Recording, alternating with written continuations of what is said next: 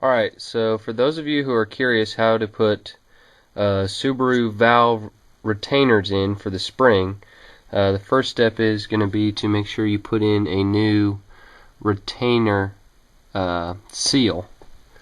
And then you take your brand new valve, and that's going to go right in there like that. It should just slide in till you hit the retainer. Press a little bit. It should go right through. It's going to be right there. It's going to pop into place. You can hear it click. You're going to take your spring, make sure you know which way it came off. Right, that'll just sit in there like that. You take the retainer piece, I'm going to set it here, and then I'm going to put the camera down for a second until I get the valve spring compressor. But what I want to do is I want to have this sit like this. So this is towards the top and this is going to be towards the bottom. And that way it'll allow us to put these little tiny retainer clips. Sorry the video is pretty terrible, but these little retainer clips fit in the grooves. This is an old valve. They fit in that little groove there, and there's two of them, and it's really hard. I've got to the point now where I've gotten each one on the first try, and I feel really, really good about that. So I got two left to do. I'm going to show you how to do this one real quick. So now what we've got is we've got it seated the way we want to, and you want to put the first retainer clip on the top. Hopefully if this will just stay where it should. This first retainer clip here, this guy, the fatter end goes facing out towards the valve cover. It's kind of hard to do, but you got to kind of set it on there. The top one first. A nice little magnet tool helps out a lot. If you can just kind of hold it like that, you can stick it in there and then get your other finger to hold on to it, and then you're going to do the same thing on the bottom, except you're going to hold it like that, and then you're going to use one of your fingers on the bottom side to hold it in place.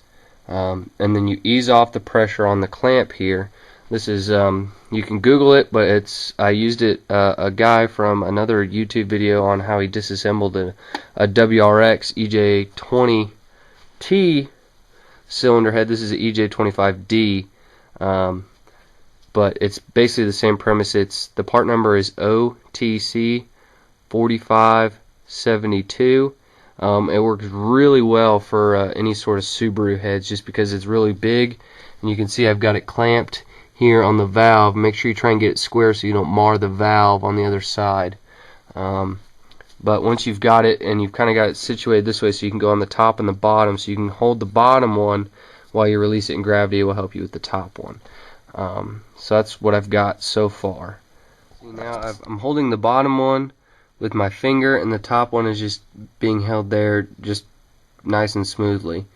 And then I'm going to take this and slowly pull it off until I can feel it grab, and then let go. And being careful not to mar the surface on the cylinder head there, because you don't want any sort of scratches on that, because, well, you should know by now what that means. I've got this one seated well, and then you just kind of want to take the clamp here and press it forward and pull it off and away. Trying not to knock it over, obviously. But when it's seated, you should see that both of them kind of sit in there nice, like these other ones. It should basically self-center, because the spring is going to compress a bit. And then we're going to try this last one here real quick, and then hopefully I'll have everything put together, and then I'll show you how to put the camshafts in nice and easy. These little retainers, I put a number on there, so and that corresponds to what I have here, which is my camshaft assembly and my sprockets, and then the buckets. You want to make sure that there's no marring or scars on the surface of these buckets. They're just a little dirty right now because I haven't cleaned them off. This is going to be normal wear, just where the camshaft impacts the bucket top. So what we're going to do is we're going to take this. This is actually an exhaust valve. It's going to say an exhaust bucket. This is my exhaust camshaft. You can't really see it, but I've got it labeled, and it also says it on the camshaft, EX or IN for intake and exhaust. But we'll take the number 1 here closest to the sprocket, and that guy will just slide right in once it's clean, and it should just fit right in there smooth. I've got just a little thing of oil, clean oil, just to make sure everything sits in there nice. And then once we get all the buckets in, we'll put the camshafts in and make sure you put a little bit of oil in there. And what you want to do before you even get those buckets is make sure that these journals are clean and that there's no mars or scars on them, because otherwise it's going to wear down your camshafts, and that's just not a good thing. And then if you want to, you can go through with a little wire brush, if you go to like a Bass Pro or a Cabela's and get basically a gun cleaning kit. You can get like a little wire brush that'll fit down really nice and snug and clean out all those oil ports so that you don't have any gunk or debris left inside there. And also what I did was I just kind of took a real small wire brush on my Dremel and just cleaned off the cylinder head. I still have to clean off this old gasket material from the exhaust gasket, and then make sure that everything is nice and clean on there. You're going to have a little bit of discoloration, but it should be fine. Take a precision straight edge and make sure that you don't have any gap or warpage in your cylinder head. Thankfully I didn't, and I magnafluxed it at a shop close to my house the other day, and I don't have any sort of cracks or anything in my cylinder head. I just had a bent valve, and I knew it was a bent valve right off the bat, so I didn't continue to try and fuck with the motor. Here's all my used valves. This one here happens to be the bent one, and if you take it on here, you can just see how warped that one is.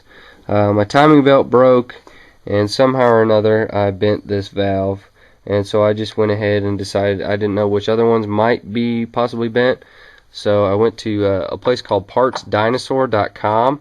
The guy was really nice. I think his name is Bruce, but he sells pretty much all sorts of engine parts, and he had all my Subaru valves for me, and he also gave me all the gaskets I needed. I've got them in a box here, the ones I haven't used. So I got everything I needed to basically rebuild my cylinder heads, and then also my oil pan, my head gasket, camshaft seals, anything that I really need to do with this whole project. So thankfully he got it to me, and he got it to me within like 4 days after I ordered it, so that was really helpful. I'm going to go ahead and put these camshafts in and put the buckets in and everything like that. I'm not going to put the heads on right now, just because it's getting pretty late, but we'll see. Alright, so first I'm going to take my exhaust cam here and just take this guy. I put a little bit of oil in all the journals, and you want to line this one up pretty well right on the front, and it almost should just drop into place. And if you just wiggle it back and forth, you can feel when it actually goes in, you can see that it's just chilling right there. Little bit of twist with the oil there. Everything's kind of seated where it should be. You don't want to hit it or do anything like that. Just kind of rock it back and forth, and you can feel how loose it is or not. And then you take your intake cam. Again, you don't want to have a whole lot of stuff hitting this, so it's a good idea to just cover it up with the top end pieces. Just lay it on a nice little piece of work cloth. Lay this guy in real gently. Start with the front there. This is really hard holding the camera at the same time, but it should, see how that just dropped right into place there. That's what you want. It slides nice and easy back and forth, and that is my intake cam, and there's my exhaust cam, there's the exhaust port, so obviously I've got it on the right side. Just take this guy, tap it on there, your next one. Mine's got little arrows. I don't know how Subaru does that, but I just remembered which way is which, and it's got little arrows pointing towards the camshafts. And just make sure that you clean this off before you actually tighten it down to the torque specs, and then that should be it. Once you get those guys down, you're going to tighten these bolts to their torque spec, and then well, actually before that with my motor, actually you have to put the cylinder head bolts back in, so you have to do this when it's actually on the motor.